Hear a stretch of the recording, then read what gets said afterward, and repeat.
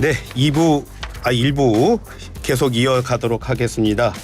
내년 중위소득이 확정이 됐습니다. 많이 올려서 혜택 받는 분들 많아진다고 하는데 사실 기준 중위소득이 뭔지 모르는 분들이 훨씬 더 많습니다. 물론 저도 그렇습니다.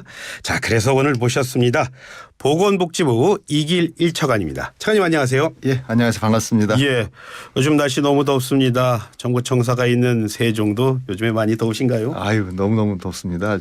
거기도 아스팔트 위에 있어가지고요. 예. 정말 덥습니다. 거기다가 또 피할 데도 없잖아요. 그렇잖아요. 예. 자, 그런데 이게 더운 얘기하니까 이런 생각이 들어요. 얼마 전에 폐지 주우면서 사시던 그 60대 분이요. 더위로 쓰러져서 숨졌다 이런 안타까운 소식도 들어왔는데 어르신분들 특히 좁은 방에 이렇게 선풍기 하나 의지해서 사시는 분들 정말로 걱정 많이 되는데 자, 정부 이러면 일단 이런 지금 더운 상황에서 뭔가라도 좀 해야 되는 거 아닌가요? 예, 그렇습니다. 사실 저도 오기 전에 예. 그 서울 중구의 묵정동 경로당에 쉼터에 다녀왔어요. 경로 다니셨어요? 예, 예. 근데 많은 어르신들이 계시던데요. 그러니까 저희가 여름에는 보통 이렇게 그 12만 5천 원 정도로 냉방비를 드리게 돼 있어요. 근데 예. 아유, 너무 이게 뭐 에어컨도 많이 쓰시고 그래야 될 것 같아서 예. 저희가 어제 예. 사실은 8월에 한해서는 10만 원을 더 드리는 걸로 예. 그렇게 해서 빨리 좀 진행을 했고요. 예. 제가 오늘 어르신들 만나보니까 여러 말씀 주시는데 어떤 말 하세요? 제가 꽂히는 게 몇 말씀이 있습니다. 예. 말씀하세요. 첫 번째는 이제 6시면 이게 경로당에 문을 닫는데 예. 이게 아스팔트가 이렇게 해서 막 날이 뜨거워지는 것이 있으면 8시는 돼야 좀 그 공기가 차가워지잖아요. 6시면 한낮이에요. 예. 그래서 좀 늦게까지 했으면 좋겠다는 말씀이 있었고요. 예. 또 하나는 이게 주말에는 또 안 한다는 거예요. 예. 근데 주말 같은 경우도 사실은 토요일 일요일도 이 더운 것은 똑같잖아요. 그래서 제가 그 오면서 예. 이게 주말에도 8월 달에는 주말에도 좀 하고 예. 그리고 야간에도 진짜 이렇게 공기가 차가워질 때까지는 좀 열도록 그렇게 공문을 내리도록 바로 지시를 하고 왔습니다. 한 밤 8시까지는 해주는. 한 8시까지는 뭐 해드려야 될 것 같습니다. 예. 전국 어디라도 지금 같이 내릴 계획입니다. 예. 어떻게 진행되는지 한번 좀 보도록 하겠습니다. 이제 본격적으로 한번 기준 중위소득 얘기하겠습니다. 모두에서 말씀드렸지만 지난달 만에 결정한 게요. 내년 기준 중위소득을 결정한 거 아닙니까? 자, 그러면 기준 중위소득이 올해 내년 어떻게 달라지는 거죠? 예. 먼저 기준 중위소득이 뭔지를 좀 말씀드릴 것 같은데요. 예. 기준소득이라는 것은 복지급여 수준을 결정하는 소득이 되겠고요. 예. 중위소득간이라는 개념 자체는 우리 전체 국민을 100명으로 딱 봤을 때 예. 50번째에 있는 국민들의 예. 그 소득입니다. 예. 그래서 우리는 예를 들면 생계급여 같은 경우에는 이게 기준 중위소득의 30%를 우리가 급여 수준으로 정해가지고 되고 있는데요. 예. 예를 들면 이제 내년 같은 경우가 금년에는 이제 1인 가구 같은 경우가 208만 원을 주고 있는데 예. 내년에는 223만 원 정도를 예. 이렇게 중위소득을 올리게 돼 있습니다. 그리고 예. 4인 가구 같은 경우가 540만 원이 기준 중위소득인데요. 예. 여기에다가 33만 원을 더해서 573만 원으로 올리게 돼 있고요. 이것은 6.09%인데 6.09 가장 많이 올린 그런 케이스입니다. 지난해도 저희가 5.47%를 올렸고요. 그 전에는 사실은 1%대 19년도 같은 경우도 2%밖에 안 됐었습니다. 많이 올린 겁니다. 여기 반대로 가는데요. 저기 최저임금은 낮게 나가는데 이건 또 여기서 또 팍팍 올라가고 있습니다. 자, 그런데요. 지금 잠깐 말씀하셨는데 기준 중위소득 말씀하셨는데 그러면은 이게 평균 소득이랑 같은 건가요? 아니면 평균 소득이랑 좀 차이가 있나요? 어떻게 되나요? 그거하고는 약간 좀 같기도 하고 틀리기도 하는데요. 예. 왜냐하면 기준 중위소득은 100명쯤 되는 때에 50번째거든요. 그러니까 달리 말하면 이 앞에 있는 49명 소득이 좀 많게 되면은 평균보다 높게 돼 있고요. 평균 소득이라는 개념은 100명의 전체 평균을 에버리지를 얘기하는 거잖아요. 이건 그게 아니라 가운데 보통 메디언이라고 얘기하죠. 50번째 소득이기 때문에 때로는 높을 수도 있고 때로는 낮을 수도 있습니다. 그러니까 지금 말씀이시라면 이런 거네요. 그러니까 뭐냐면 아주 잘 사는 사람이 있어가지고 뭐 그것 때문에 평균 소득이 이렇게 올라가니까 그거보다는 더 적정하게 그냥 가장 중간을 딱 잘라서 그렇습니다. 거기에서 하기 때문에 더 기준 중위소득이라는 게 더 소득 수준을 볼 땐 더 기준이 될 수 있다. 이런 말씀하시는 건데. 50번째 있는 사람들의 소득이 되는 겁니다. 평균 소득이 좀 어떻게 보면 왜곡될 수 있는 거를 좀 교정한 수치를 뭐 기준 중위소득이다. 그렇습니다. 말씀 주신 대로 만약에 어느 분들이 많이 돈을 벌게 되면 사실은 평균 수치가 올라갈 수가 있는 거거든요. 그래서 이렇게 보면요. 이렇게 뭐 엑셀로 해가지고 이렇게 표로 쫙 나오잖아요. 예, 예. 그러면 그만큼 돈을 준다는 겁니까? 아니면 그걸 보고서 이렇게 어떻게 해서 뭐지? 그러니까 그렇습니다. 생계비가 가장 대표적인 것일 텐데요. 예. 예를 들면은 저희가 그 기준종이소득 같은 경우를 30%를 곱해 가지고 그거를 주고 있었어요. 그런데 내년 같은 경우에는 32%를 주게 되어 있고요. 그게 아마 이제 우리 정부에서는 이게 35%까지 갈 거를 계획하고 있고요. 이걸 이렇게 구체적으로 이제 액수로 말씀드리게 되면 금년도에는 1인 가구를 저희가 보장하는 수준이 62만 원입니다. 그런데 내년에는 71만 원으로 해가지고 9만 원이 인상하게 되어 있습니다. 아, 그걸 준다는 건가요? 그러니까? 그렇습니다. 이걸 준다는 겁니다. 그래가지고 비율로 보게 되면 14.4%가 되게 되어 있고요.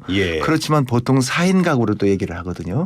그거는 162만 원이 이제 지금 주고 있는데 내년에는 183만 원을 21만 3천 원을 구체적으로 주게 돼 있어요. 그렇기 때문에 대폭 오른 그런 케이스가 되는 겁니다. 아, 그러니까 엑셀표를 봤을 때 기준 중위소득이 나오면 이거는 이게 바로 기준이 됩니다. 이런 뜻이고 그렇습니다. 뭐 교육급여라든지 주거급여라든지 의료급여에서 뭐 얼마를 1인당 얼마 그냥 거기에 해당하면 그렇게 돈을 주겠다. 그렇습니다. 이런 뜻이게 되겠네요. 생계비는 30%인데 32% 되는 것이고요. 말씀하신 교육급여는 기준 중위소득의 50%까지 주게 되어 있고요. 또 우리가 난임이 많잖아요. 난임 같은 경우에는 기준 중위소득 소득의 180%에서 그 밑에는 그 난임비를 다 지원을 하고 위에는 이제 좀 그 지원을 안 하는 경우인데요. 지금 보게 되면 그 서울, 경기, 부산 같은 경우에는 사실은 그런 소득 기준이 다 철폐가 돼가지고 그것은 그 보통 한 300만 원 정도가 돈이 들거든요. 70%인 지금 210만 원은 다 건보에 건강 내주고 나머지 30%는 본인 부담하는데 9개 시도는 그게 없는 것이고 8개 시도는 그게 있어가지고 저희가 그거는 곧 해드릴 거로 계획하고 있습니다. 그러니까 있습니다. 이 어떤 그 기준 중위소득에 포함이 되면 한번 꼭 가서 문의하고 이러는 게 가장 좋은 방법이 되겠네요. 이게 만약 올라가게 되면 많은 숫자가 늘어나게 돼 있습니다. 그래도 참 다른 분이 아니라 차관님 나오셨으니까 자꾸 얼굴 뵈면은 이 코로나19 생각이 나서 갑자기 생각이 나요. 코로나19 한창일 때요. 중위소득 150%일 때는 뭐 25만 원 준다 뭐 이런 얘기가 있었어요. 뭐 그런 게 있었습니다. 그러면은 이 중위소득 150% 이거는 한번 복습하겠습니다. 어떻게 보면 됩니까? 그런 것이죠. 이제 지금 금년 같은 경우 540만 원이잖아요. 540만 원. 그러니까 중위소득의 150%라 된다고 그러면 540만 원 플러스 저기 50%가 270만 원이니까 거기다 270을 더하게 되면 810만 원이 되게 되네요. 그런 겁니다. 아, 그럼 거기에 해당하는 분들의 그 밑에 한해서 있는 분들에 대해서는 주는 거고 돈을 주는 거고 그렇지 않은 분들에 대해서는 이분은 조금 좀 어느 정도 여유가 있으시니까 그거는 좀 드리지 못했던 뭐 그런 케이스입니다. 뭐 확실하게 복습까지 했습니다. 이제 충분히 이해를 했습니다. 자, 그런데요. 그렇게 했다면 이렇게 기준 중위소득을 높였다는 거 그건 그만큼 혜택의 범위 늘렸다는 건데 얼마나 많은 사람이 더 이제 혜택 받을 수 있는 겁니까? 그 생계급여를 지금 말씀을 드리고 있는데요. 지금 그 저희가 159만 명 정도가 지금 그 생계급여를 저희가 드리고 있었습니다. 국가에서 보장을 하고 있는 것이죠. 내년에 되게 되면 169만 원이 돼가지고 10만 명 정도가 늘게 돼 있습니다. 그리고 이것은 가구로 치게 되면 6만 3천 가구가 되겠고요.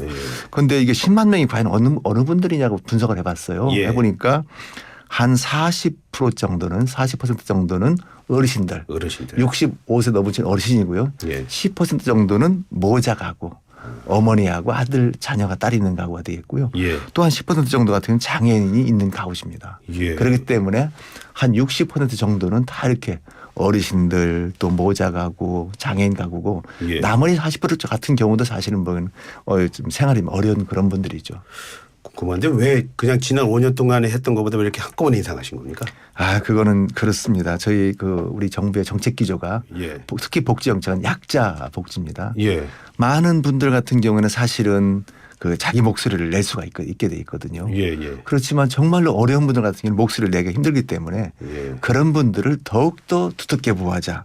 그게 저희가 정책이 되겠고요. 특히 만약에 이렇게 하게 되면 이것은 중위 기준 중위소득 자체가 73개의 그 복지 각종 서비스에 영향을 미치게 돼 있습니다.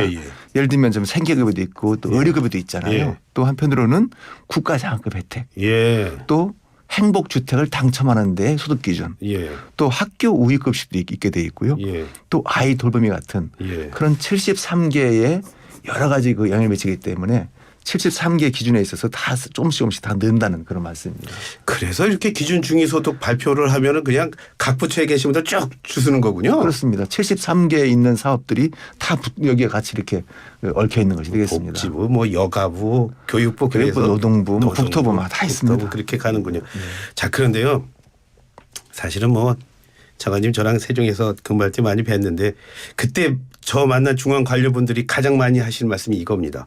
아, 누군 돕기 싫어서 아니냐. 돈이 없어서 못하는 거지. 이런 말 합니다. 예산 충분합니까? 예. 예산은 저희가 다 충분합니다. 예. 이 사실은 예. 저게 금년 예산 639조입니다. 복지부가 한 6년 한 109조 정도를 쓰고 있고요. 예. 그런데 이거를 하려고 그러면 약 2조 원 정도가 더 들 것 같습니다. 예. 지금 기초생보만 하더라도 7조 3천인데 예. 9조 3천 정도가 들게 되어 있거든요. 그런데 예. 이 돈에 대해서는 이걸 또 뭐 때려게 다른 게 하시는 게 아니고 예. 기존에 있는 사업 같은 경우를 구조 조정을 하고 또 한편은 유사 중복 사업 같은 것을 또 이렇게 저희가 정리를 하고요. 예. 또 여러 가지 좀 보조금 같은 경우도 정리를 하고 있었잖아요. 예. 그런 걸 다 하게 되다 보게 되면 예. 거기에 따른 여러 가지 여유가 있습니다. 예. 그 돈을 가지고 정말로 예. 돈을 쓰되 진짜 우리 사회에 필요하신 분들 예. 정말 어려운 분들 예. 그분들에 대해서는 정부가 최대한 해야 되겠다.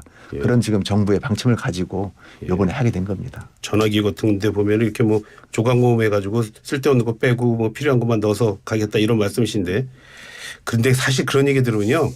봉급생활자들이요. 요즘에 가뜩이나 지금 물가 올라서 지금 살림살이 빡빡합니다. 그런데 이런 얘기 들으면 이런 생각도 하시는 분도 있어요. 이것 때문에 내 월급에서 세금 더 나가는 거 아니야? 그건 아닙니다. 그건 절대 아닙니다. 기존에 내시던 돈을 가지고 그 세금을 가지고 그걸 저희가 재구조하고 구조정을 해가지고 그 내에서 정말로 필요한 것들 그러니까 뭐 어르신들 또 이렇게 장애인 어르신들 분들 또 한편으로는 우리 취약계층 저소득층에 대해서 전폭적으로 지원하겠다는 것이 한편으로는 대통령님의 생각이기도 합니다. 예. 잠깐 빈곤율 있잖아요. 빈곤율 이런 얘기를 좀 하는 것 같아서 좀 그런 질문해 볼게요. 우리나라가 OECD 국가 가운데 빈곤율이 높다 이런 말 하더라고요. 그거는 무슨 말이에요? 아니? OECD 국가들이 많이 있는데요. 사실은 좀 높기는 합니다. 지금 우리가 빈곤율이 점차 감소하는 추세는 있습니다. 2011년도에는 18.6%였었는데 지금 21년도만 15%가 돼가지고 3%가 떨어져 있거든요. 그렇지만 사실은 이 OECD 대비는 6위 정도가 됩니다. 30개국이 넘잖아요. 특히 이제 어려운 것이 노인 빈곤율인데 노인 어르신들인데 그 OECD 같은 경우는 참 13%밖에 안 됩니다. 그런데 우리는 그 37.6%가 되어 있고요. 이 자체도 원래는 42%가 되어 있었는데 기초연금이 들어가지고 좀 많이 낮춰진 것이 되거든요. 그래서 저희가 이것은 계속적으로 좀 뭐랄까 빈곤율은 좀 줄여야 되겠다. 그럼 차관이 그럼 빈곤율이 높다는 거는 그만큼 좀 빈부의 차가 좀 크다는 겁니다. 크다는 건데 저희가 또 이 트렌드를 쭉 보니까 뭐 진위계수라든지 또 오분위 분배율이라고 도 있거든요. 가장 많이 가진 사람들이 이 맨 밑에 있는 그 비율보다 몇 배가 많은지를 보게 되면 점차 나아지고는 있습니다. 나아지고는 있는데 아직도 좀 높다는 것이 되겠고요. 그에 따라서 저희가 앞으로 이 기준 중위소득도 좀 계속 올려야 될 것 같고요. 말씀드린 것처럼 가장 기본이 되는 게 생계비 지원이잖아요. 지금 이 기준 중위소득이 30%가 돼 있는데 내년에 32%로 올리게 돼 있고 이게 이제 이번 우리 정부에서는 35%까지 올린다는 얘기입니다. 그러니까 이번에 2%만 올렸다 하더라도 10만 명이 늘어났잖아요. 3%가 더 올리게 되면 여기서도 뭐 산술적으로 생각하게 되면 5 해가지고 15만 명쯤 또 늘어날 수도 있는 겁니다. 그래서 정말로 이렇게 그 빈곤 또 어려우신 계층 또 이렇게 정말로 이렇게 사회에서 필요한 계층에 대해서는 저희가 전폭적으로 할 거로 계획으로 있습니다. 지금 뭐 바쁜 시간에 지금 경로당까지 갔다 오시는 바람에 좀 바쁘신데요. 물 한 잔 드시고 하세요. 괜찮습니다. 그러겠습니다.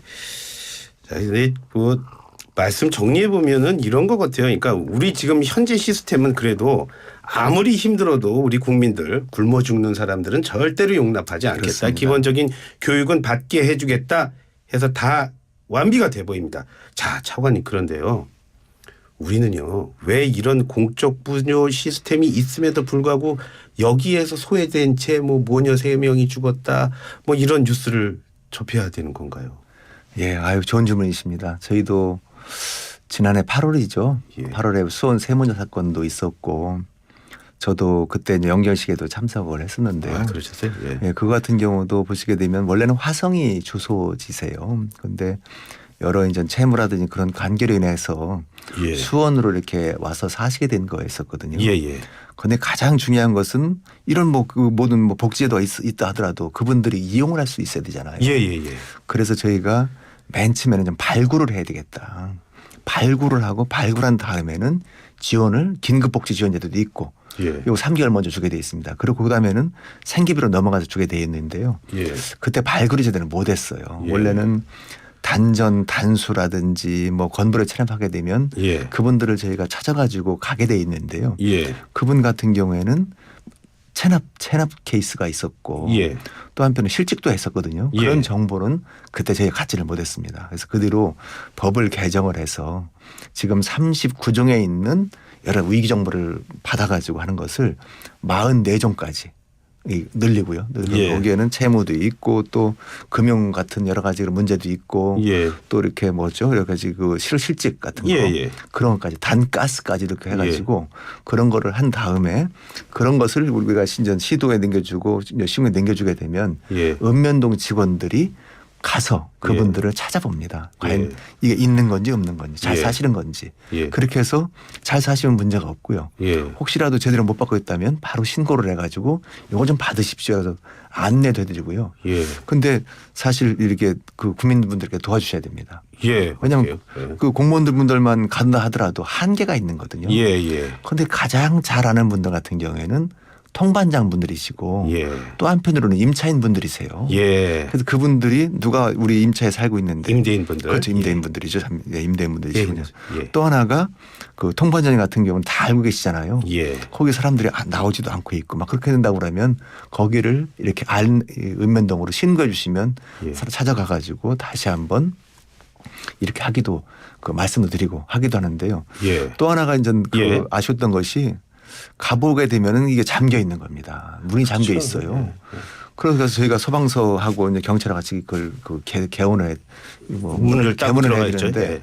그게 상당히 어려운 면이 있더라고요. 예. 그래가지고 그것도 그 저희가 그 규정을 바꿔가지고 예. 그런 경우에는 문을 개문하고 갈 수 있도록 예. 그런 그것도 지난 12월 달에 그걸 조치를 했습니다. 아, 그러니까 이게 또 특히 말씀하시면 채무 말씀하셨는데 네. 그래서 이게 빚이 있고 이러니까는 더 숨기게 되다 보니까 아니 그런데 이렇게 도와주는 돈은 아무리 저기 이른바 빚쟁이들이 뺏어갈 수 없는 돈이잖아요. 아 그렇습니다. 이런 걸 원래 저기 그 못 가져가게 돼 있습니다. 예, 예.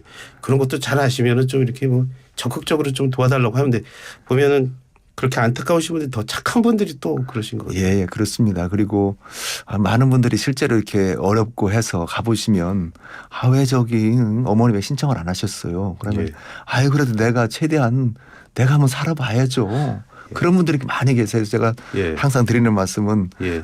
우리 읍면동장님 또 이렇게 임대하시는 분들 도와줘야 되지만 가장 중요한 것은 정말로 그렇게 어렵게 사시는 분들이 주저하지 마세요. 예, 주저하지 마시고 예. 읍면동에 예. 아니면 통반장님께도 말씀을 하시면 예. 정부는 죽을 이렇게 충분하게 도울 준비가 되어 있습니다. 예. 그리고 아무리 좋은 정책을 지금 저희가 이렇게 뭐 9만 원을 더 넣어드리고 또 20만 드린다 하더라도 예. 이게 사실 도달하지 않으면 의미가 없는 거거든요. 예. 그래서 충분하게 할 수 있도록 제도도록 하겠고요. 예. 우리 라디오 방송 들으신 여러 분들께서도 예. 어렵게 된다고 그러면 언제라도 예. 말씀 주십시오. 예.